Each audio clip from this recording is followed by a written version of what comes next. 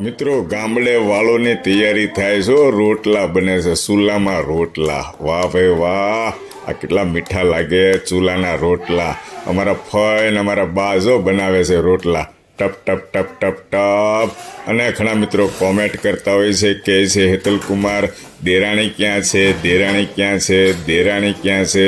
ચાલો આપણે દેરાણીને બતાવીએ ચાલો જોઈ લો દેરાણી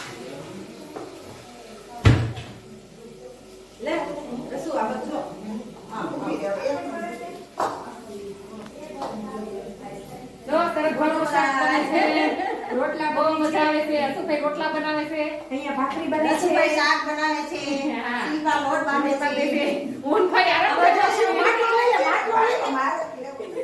ઊભી રામ ઊભી